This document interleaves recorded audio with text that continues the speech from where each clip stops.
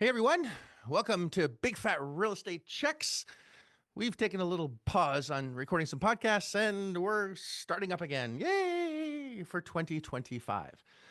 I'm joined today not by Gabriel Araish or Francesco Galluccio, but with Brett Buras, the man, the myth, the legend. Spent many years as a wholesaler, decided that he wanted recurring income, and that's what he's doing, and is really excelling in a lot of different avenues, including what's really, really monetizable. It's a long word. It's like gymnasium, lots of syllables. On how to make money in the need that is now. Real estate is very cyclical. There are ups and downs. Money's cheap, money's expensive. The market's up, the market's down. Bullish market, bear market, flat market, sideways market, all sorts of different ways of monetizing based on what the market's doing. However, people that are motivated will be motivated in any market. And the question really is how to hone in on those motivated humans, remove the non-motivated humans, and really focus your time, if this is the business that you want to be in, on those that are motivated, not wasting your time on non-motivated people. And the more volume you have, the more you have to really sift and sort quickly who's motivated and who's not. And of course, the objective of this podcast is to show you that you don't need money to make money. You need skills, you need the tools of the wealthy in order to do so. And our goal, our focus, our drive, our raison d'être, our ikigai is really to help you help others and really understand what it takes to become a successful investor, a successful human, and really understand that we have to come from a place of service. So if this is a series that you like, please share us, love us, comment, whatever's necessary. And we're very pleased that you're here listening to us on your time. So Brett, welcome. Hello. Thank you. Hello. So Brett, as you've ascended, you've really understood, I think, from the beginning of your journey that we really have to focus on those that need help, not want help. So I don't know if you want to explore that a little bit with me, with the experience that you have as a wholesaler, and as you've transitioned into hospitality. We had a hotel, sold it, did very well. Now, really heavy into mobile home parks and also doing single families as well, because the cycle's back on that. So yeah, let's talk about that. Yeah, and I'll skip my past if anybody wants to know kind of what I've done and how you and I met. That's in numerous podcasts of the past, so I'll skip because that's like a 16-hour story. So we'll skip that part. I think you're touching on something that I felt like I learned the really hard way because nobody really helped me with this part in the beginning, and it really boils down to, and you've heard me say this over and over, but nothing that you do is going to, no words that you would say or no cute phrases or salesy stuff is going to change someone from being unmotivated to motivated. It doesn't really work that way. The best that you can do is to get really good at efficiently sifting and sorting non-motivated and motivated people. And that's done through a communication process that actually has nothing to do with your ability to sell or buy it's just your ability to communicate. And the better you become as a communicator, the more efficient you get at sifting and sorting motivated versus unmotivated. And the reason that is so critically important is because the majority of the world, at one point in time, the majority of the world, they're unmotivated sellers. And I'll give you an example. Somebody's home can be going to auction in 60 days, and it is going to be a horrible, life-changing, life-altering experience. But they're probably less motivated on day 60 than they're going to be on day 0 or day 5 before the auction. You can't really do much to change that. You can have a little bit of influence on it, but boy, that's a lot of heavy lifting. And so your ability to sift and sort, your ability to to not just ask good questions. So that's a skill. And I give that skill, like that's a pretty high skill. Your ability to ask good, effective questions is a life skill that will serve you forever. But here's the skill that's like better. Or I want to, sorry to interrupt you, Brett, but I, I want to play around with this asking skill. Many will tell, hey, you're going into foreclosure. You're losing your house in 60 days. You're losing your property in 60 days. So you need to do this. You need to pay attention to me. Here are the things you need to do. How's that going to work out? I just want to touch on that very quickly. We can have a whole yeah, podcast no, on this later, but I think this is a very important underline as we're discussing this for the yeah. future. So if you just work on taking the things that you want to say as a statement and recraft them into a question, your whole life will change. Why is that? Because when you make the statement, it's yours and you own it. When you ask it as a question and they answer it, they own it. And it's like real important for them to own it. In most cases in real estate, you're a stranger. And so, you're not exactly the trusted advisor. We're working on becoming a trusted advisor through that process, but you're not there in the beginning. You will get there. And we can talk about that too, because once you're there, then you can really help someone. But framing things in questions rather than statements allows them to answer. They own the answer, it's theirs. And a lot of times they provide the solution. I'm always trying to get my counterpart to give me the solution. For example, rather than a statement, we can say, rather than saying, the auction is happening on this date and this is going to happen, I can frame that as a question. I can even ask, I'm sorry, when we're helping a lot of people right now. When is your auction date? They tell me the auction date. Gotcha. Has anyone shared with you what happens on that date? Hmm. Would you like to know kind of what that process looks like? See, I'm just getting that. Yes, please tell me. I don't know what happens. Please. Now I'm, and this takes like high integrity because you can manipulate people that are in bad situations and you can really hurt someone. So we're never making promises we can't keep. We're never doing this to manipulate, we're never trying to force an outcome, or as they would say in court, Your Honor, he's leading the witness. I never want to lead the witness. I don't want to do any of that. We just had something today where we were working on a deal and the lady called and said, hey, we just found the cash buyer. We're good. And we said, hooray for you. Like, that's awesome. Really happy for you. If that doesn't work out, please let us know because we know that about 8 times out of 10, that stuff never works out. So framing things as a question requires some discipline and it's a muscle that you have to build, but it's really worth building that muscle because your result will increase by probably 10, 20x of what you're getting today. So framing as questions with high intent, high integrity is like a superpower.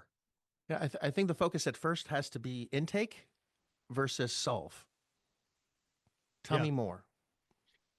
What happens if? Collect information. Don't try to solve. That's a big mistake that I think a lot of people make as well, which we can have a whole other podcast on. Well, it's really important. And if you keep this visual in your head, you walk into the doctor's office. So I have a cough right now, and I apologize for that. We're basically going to remove everything that you're saying, so don't worry about it. Just kidding, buddy. So I walk into the doctor's office and say, I have a cough, and the doctor says, hey, I know just what you need.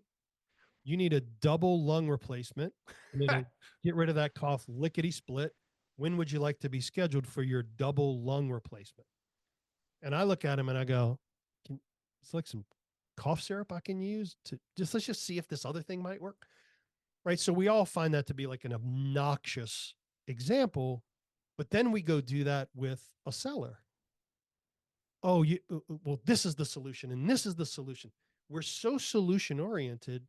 And the truth is solutions have no inherent value. You don't even know if what you're saying is valuable to the person you're talking to. The only way you get to value, understanding value, is through communication and through a conversation to where you understand what's important to your counterpart. You understand what matters most to them. You understand what sort of solve works for them. And then you work into solving it with them if you can. And if you can't, you're totally fine with that. But what I was going to say earlier was asking, superpower, doing it well, very, very important. But here's the next piece. And man, I find that people really struggle with this. We have to listen to what our counterpart is saying. I call it big ears. I use that term with my three daughters are adults now, but big ears when they were little. Hey, this is the time where you have big ears. Like shut your mouth and just listen. Now, here's the thing. A lot of people will stop talking, but they're still not listening because what they're doing is they're thinking about the next thing they want to say. Well, are you really serving? Do you really think that's how great communicators operate? They just never listen. They ask brilliant questions. And while the other person's talking, they're just thinking of the next brilliant thing they want to say. Of course not. So you have to have the discipline to listen. And that is a muscle that you have to develop. If not, you just won't be as good at this as you could be. So asking questions and really listening to your counterpart is vital. Yes. And even though they might be losing the farm in 60 days, 15 days, 10 days, 8 days, tomorrow, it doesn't necessarily mean as well that they're going to be motivated based on how they're communicating. That's right. And we've said this multiple times. You can't flip an unmotivated seller to be motivated. There's nothing that you can say that makes them understand that there's a significant problem. Many people refuse to go to the doctor even when they're having a heart attack. You're That's right. having a heart attack and you still refuse to go to the doctor because it's just indigestion, it's just something else, and everything's going to be fine. And next thing you know, it's over. Right. And denial is not just a river in Egypt. And we've had sellers lose their property, go from a net positive number that we put in front of them to save their situation and still refuse it because they believe that there's another option that's better. And once it's done, it's done. They regret it, but there's nothing you can do about that. Yeah. So here's a little framework that I was taught a long, long time ago, and it served me really well about asking questions. And it goes like this: issues. So think about issues. You would ask questions like, so what's going on, or how, where are you on this, or tell me more about that. So those are the issues. What are the issues going on? And then evidence. So you pick an issue and you ask, like, so how's that showing up? What's happening there? Then we have issues, evidence, impact.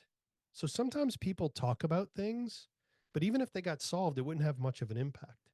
Issues, evidence, impact, context, and constraints.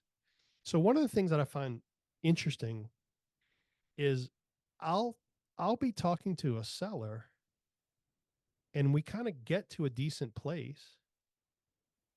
And I start to think to myself, well, I'm clearly not the smartest person on the planet. Maybe this isn't the first time the seller has gotten to this place. Maybe I'm the third guy, fourth guy, fifth person, eighth person, but there's some other reason it's not working.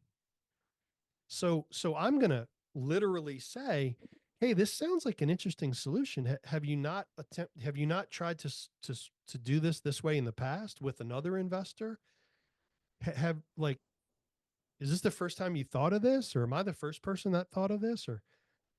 And here's what happens often.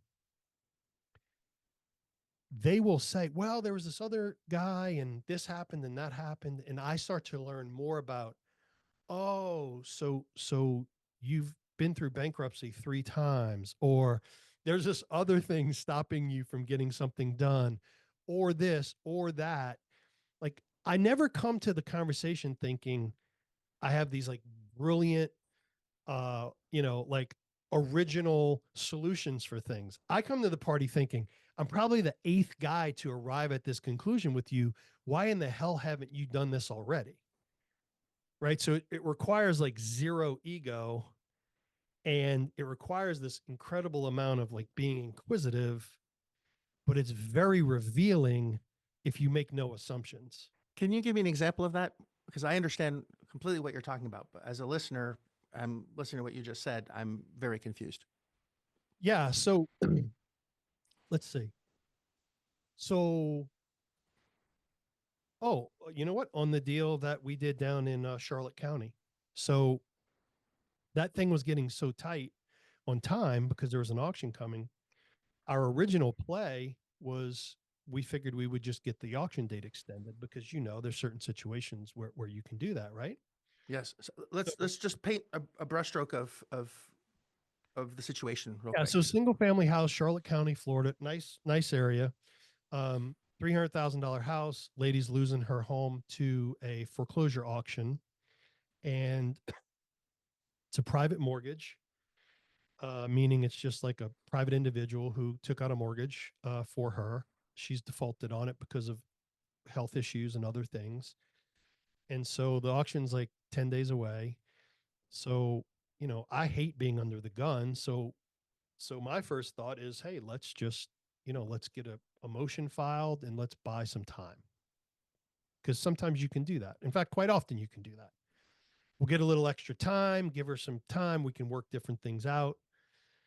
So when we're having this conversation, and I'm not saying that as a solution, but we're just talking about buying her home, she starts telling me about this other investor. And I realize, oh, you want to do the I have other options move with me, right? Which is not going to go so well with me because I don't do the you got other options move. I just leave. So the moment I really left, she came rushing back in. So then we get into a real conversation. And in that real conversation, I say, hey, it sounds like you already have a fabulous solution. This other investor's actually willing to pay you more. Yes, but he can't do it that quick. Oh, well, what's going on? Why do we have to stick with this auction date? Like, why don't we just get this extended? Oh, well, I filed bankruptcy 3 times and the judge is fed up with me. Oh, okay. Well, that's a new, interesting piece of information that I didn't know just 30 seconds ago that totally changes the landscape of now how I have to deal with this. Oh, so now I actually have to go find money to close that fast. For me to go do that, the money's going to be more expensive, ma'am, and therefore I can't offer you as much. I'd love to, but I can't. So the whole dynamic changed, right? So it's just an example of, hey, sounds like you have other options. Sounds like you've been down this road. Why didn't that work out? Or why is it not working with this other option? And then the truth starts to come out. And your power actually didn't start really happening until your counterpart realizes that you don't need the deal. And Yeah. there's a lot of power to that. Yeah. What most do is attack, like suck, right? This deal has to work because this person has to be motivated because this person is losing their property. So I'm going to save them. It's all about me. If you're in that mind space, it's never going to work out because there's always going to be someone that's going to want to pay more, which means you're going to end up paying too much and it's not going to work out. And you're not going to serve your counterpart by doing that. This is a pull game, right? Asking questions so you can get the information. Oh, you have another buyer. We're not going to compete. Out we go. Pull. They chase us. Well, what's wrong with your other buyer? Now we're getting, again, more questions, big ears, listening, so we can get all the pieces that are necessary on the board. We call basically the pieces to the puzzle. The only person that has all those pieces, so this can be solved correctly, is the seller. And the only way to get those pieces on the board to solve the puzzle is the seller. There's nothing that you bring to the table at all that can put a piece on the board. All you can do is put them together, but you cannot put a variable on the board that you have no control over. Only the seller can do that, and the seller will not give it to you, will not trust you unless they believe that you don't really need it. That's right. That they understand that you have the ability to help them, but you don't have to help them. You can, but you will only do that under your terms, basically. Yeah, and even in the solution even stays in question mode, where it's like, hey, if we could do this, and if this were to work out, and it still stays in this where we're leaned back, not leaned forward on these things. You have to be a little bit behind your counterpart. You cannot be like constantly taking their hand and dragging them through the process, because Doesn't work. no, in human nature, something happens in our brains that says, whoa, wait a minute. Like, why is this person going so fast? I have one right now where this lady's has to find a new place to live. So you're familiar with this, Del Marco, but it's that condo, and she needs She can't stay. That no was her original. Oh, that's too bad. problem. Mm. Yeah. So the moment that ownership changes, new owners have to own it for 2 years before they can rent. So I can't rent back to her. So it created this mess, and now I have to close on it, like for the full number. Anyway, she's got to find a place to live. Well, she's out there being like picky. Like, she's looking at this and she's looking at that. She's looking at this. And she's texting me like, oh, this one's a problem. I connected her to like 3 of my buddies who all own properties around here, who have like perfect little situations for, oh, that one's on the second floor. That one's this. I almost started to get a little, wound up about it. And then I said, Almost. almost. Well, after my heart attack, I'm pretty good at almost phase and then backing away. Yeah. So I just laid back. And this morning, she calls me at a mobile home, in a mobile home park. She's negotiating a deal and wants, just letting me, like, it all just is working itself out, because she feels that pressure of that date that's coming at the end of the month. I didn't have to do anything. It's her life, and she's doing that. Now we're doing a lot on that deal. We're taking care of moving. We're doing this. We're doing that. There's a lot going on. But point being, I can't go manufacture some manipulated stress for her. I'm not going to do that. So, I really care about that lady. Like, I don't know her, but I care that she comes out of this better off than she is, and that she's in a good situation for the rest of her life. And, we're going to do everything we can within reason to make sure that that happens. Another point there is we're not just looking at the deal as the deal and that's it. It's the person in the deal that we want to take care of, not just the property itself. This is a big component that most don't realize. When we're talking to a human being, we're talking to a human being. The property is not what we're negotiating. It's the person's future, right? And I want to rewind quickly to the Charlotte deal, the Port Charlotte deal, where she was living there for a very long time and she wanted to stay. And one of the reasons that deal worked out so well is we found a way for her to stay in that deal without having to move, which is a huge component. Every investor that's going after her wants to give her money, but she doesn't want to move. That's right. And if she does move, what she was paying before, market rents are 3 times more than what she was used to paying. And that's a big problem for her because she doesn't have the income to support that. So even if she got a whack of cash, she wouldn't be able to live at all in the future. So once you understand how to solve that, which is exactly what Brett did, man, no one can compete. It's not about the numbers anymore. It's again about the pieces on the board, and it's rarely the price tag. Rarely, Yeah, when it's the price, you're losing. So 100%. You'll leave never win on price. Never, never, never, never, leave never. that to the rookies and the retail buyers, and God bless them. You'll buy from them later when they're going belly up.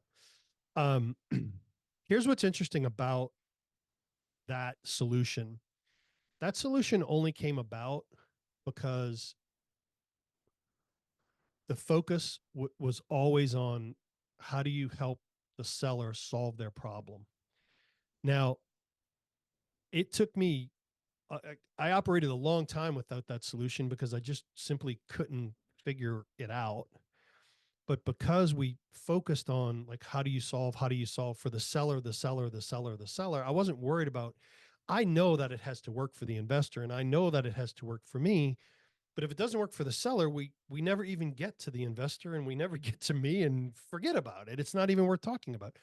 So coming up with a solution that got her what she needed, protects the investor through, good quality docs that are going to stand up if things go sideways. Everything else takes care of itself. And so, to have a solution where we can help someone, that's not elderly, but aging, been living in a house forever and can't imagine. And that's what all the other sellers are focused on: the number, the number, the number, the number, the number, ignoring that the thought, this lady, just the thought of her having to exit this home quickly was just so beyond her capability. Her physical capability wasn't there to do it. So the moment you actually go, because there was listening involved, the moment you actually say, wait a minute, here's a solution, it does this and this, it's not that amount of money, it's this amount of money, but it solves this other problem. She didn't even care about the money. She just wanted to make sure she had time to transition to whatever the next, part of her life was going to be. But you only get that through listening. And asking questions. Yes. And your skill set will determine what you can do with those pieces. The pieces are on the board. Skill, right? You're not Right. born a great, question asker, or Yeah. you have to decide that that's what's important to you, and then you become good at it. Right. And the seller will always have all the pieces that are necessary to put visually on a board. And then this, so the skill sets are great questions with the right person that really needs to sell, needs a solution, looking at those pieces and seeing how we can put those together to give the seller in the order of importance. In her case, it was not as much money as possible, which is not a motivated seller, in my opinion. If someone is driven by money, you'll never win that game. That's not motivation. If someone needs X amount of money in order to buy something else, that's not a motivated seller. A motivated seller is something that's affecting them personally in their lives, big life change, right?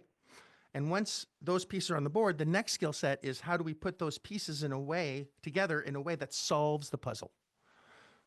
And I think on the What next you're saying, podcast, go ahead.